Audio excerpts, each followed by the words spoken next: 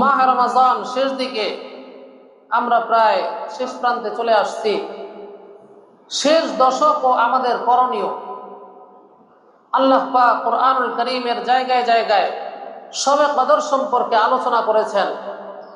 কুরআনুল কারীমের মধ্যে পূর্ণাঙ্গ একটি সূরা অবতীর্ণ হয়েছে শবে কদর সম্পর্কে, যেই সূরার নাম হচ্ছে সূরাতুল কদর। তো আল্লাহ পাক সূরাতুল কদরের মধ্যে ইরশাদ ফরমান, ইন্না আনজালনাহু ফি লাইলাতিল কদর ওয়া মা আদরাকা মা লাইলাতুল কদর লাইলাতুল কদরি খায়রুম মিন আলফি শাহর তানাজ্জালুল মালাইকাতু ওয়ার রূহু ফিহা বিইذনি রাব্বিহিম মিন কুল্লি আমর সালামুন হিয়া হাত্তা মাতলাইল ফজর। আল্লাহ রাব্বুল ইজ্জত ইরশাদ ফরমান, নিশ্চয়ই আমি এই কোরআনকে শবে কদরে অবতীর্ণ করেছি। হে রাসূল, আপনি জানেন কি শবে কদর কি জিনিস, শবে কদরের কি ফজিলত? এরপর আল্লাহ রাব্বুল ইজ্জত নিজেই বলতেছেন, শবে কদর এমন জিনিস, শবে কদর এমন মহিমান্বিত রজনী যা হাজার মাস অপেক্ষা শ্রেষ্ঠ এবং উত্তম। সুবহানাল্লাহ। এ রজনীতে ফেরেশতাগণ এবং রূহ অর্থাৎ হযরত জিবরিল আলাইহিস সালাতু ওয়াস সালাম আপন রবের হুকুমে সর্বপ্রকার কল্যাণকর বিষয় নিয়ে দুনিয়ার বুকে আগমন করেন। সুবহানাল্লাহ। এ রজনী এমন যে ফজরের উদয় পর্যন্ত আদ্যপান্ত পুরো রজনীটাই শান্তি আর শান্তি। সুবহানাল্লাহ। শেষ দশক ও নবীজি সাল্লাল্লাহু আলাইহি ওয়াসাল্লামের অবস্থা, শেষ দশকে নবীজি সাল্লাল্লাহু আলাইহি ওয়াসাল্লামের অবস্থা কি ছিল?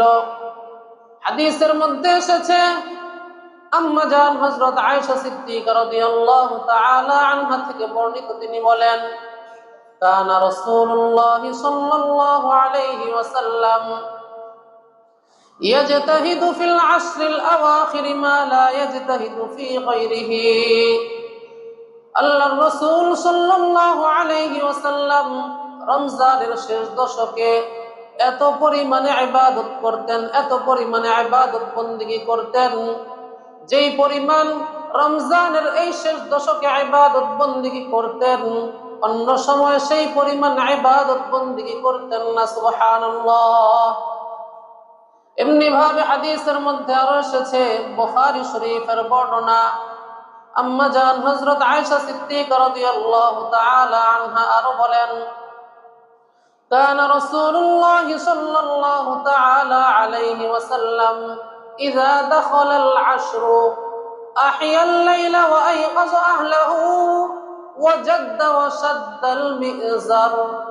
আম্মা জান হযরত আয়েশা সিদ্দিকা রাদিয়াল্লাহু তাআলা আনহা বলেন, আল্লাহর রাসূল সাল্লাল্লাহু তাআলা আলাইহি ওয়াসাল্লাম রমজানের শেষ দশক আগমন করলে রাত জেগে থেকে ইবাদত বندگی করতেন। সুবহানাল্লাহ। শুধু তাই না, ওয়া আইকাযা আহলাহু, ইবাদত বندگির জন্য নিজ পরিবার পরিজনকেও জাগিয়ে তুলতেন। ওয়া জাদ্দা ওয়া শাদ্দাল মি'জার, এবং নিজে খুব বেশি পরিমাণে ইবাদত বندگی করতেন। সুবহানাল্লাহ। হাদিস আমি বললাম আর আপনারা শুনলেন, এতটুকুর মধ্যেই যেন সীমাবদ্ধ না থাকে। এই যে শুনলেন, নবীজি অন্য সময়ের তুলনায় সবচেয়ে বেশি ইবাদত বندگی করতেন এই শেষ দশকে। এর বাস্তবায়ন কিছুটা হলেও যাতে আমার আপনার জিন্দেগিতে ফুটে ওঠে, তাহলেই আমার বলার আপনাদের শোনা সার্থক হবে। আমাদের অবস্থা তো পুরা উল্টা। রমজানের শেষ দশক আসলে মসজিদে মুসল্লি একেবারে কমে যায়, মার্কেট বাজার ঘাট ভরে যায়। যেখানে ইবাদত বندگی বেশি করার দরকার, ইবাদত বندگির জন্য যথাসম্ভব মসজিদে বেশি থেকে বেশি অবস্থান করা দরকার, আমাদের বাস্তব জীবন হলো পুরো এর উল্টা। মসজিদ খালি হয়ে যায়, মার্কেট ভরে যায়। তো আমার বলা আপনাদের শোনা উভয়টাই সার্থক হবে যখন আমরা কোরআন ও হাদিসের এই আলোচনা থেকে কিছুটা ইবরত হাসিল করব, শিক্ষা গ্রহণ করব। বাকি একটা কথা মাথায় রাখা দরকার, সেটা হলো হাদিস বলতেছি না 27শে রজনীতে শবে কদর হবে, এটা কিন্তু কোনো গ্যারান্টিযুক্ত কথা না। হাদিসের মধ্যে আসছে শেষ দশকে শবে কদর তালাশ করতে। এমনি ভাবে আরেক হাদিসের মধ্যে আসছে, হাদিস বলছি না, শবে কদর শেষ দশকের বেজর রজনীগুলোতে তালাশ করার কথা বলা হয়েছে। আরেক হাদিসের মধ্যে আসছে তোমরা রমজানের শেষ দশকে শবে কদর তালাশ করবে 9 দিন বাকি থাকা অবস্থায়, 7 দিন বাকি থাকা অবস্থায়, 5 দিন বাকি থাকা অবস্থায়, অর্থাৎ 21-এর রজনীতে, 23-এর রজনীতে এবং 25-এর রজনীতে। তো এই সকল হাদিসগুলোর দিকে লক্ষ্য করলে এটা প্রমাণিত হয় যে সম্ভাব্য শবে কদর 27-এর রজনীতে, কিন্তু সুনিশ্চিতভাবে 27-এর রজনীতে শবে কদর এটা কিন্তু বলার সুযোগ নেই। সম্ভাব্য দুটি রজনী আমাদের মাঝ থেকে চলে গেছে, 21-এর রজনী আর 23-এর রজনী। এই যে বিগত রাত, এটাই 23-এর রজনী গেল। তো হতে পারে গতকালকেও শবে কদর শেষ হয়ে গেছে, জানা নেই, আবার নাও হতে পারে।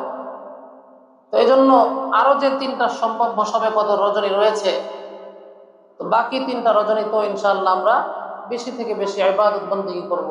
আল্লাহ পাক আমাদের সবাইকে তৌফিক দান করুন।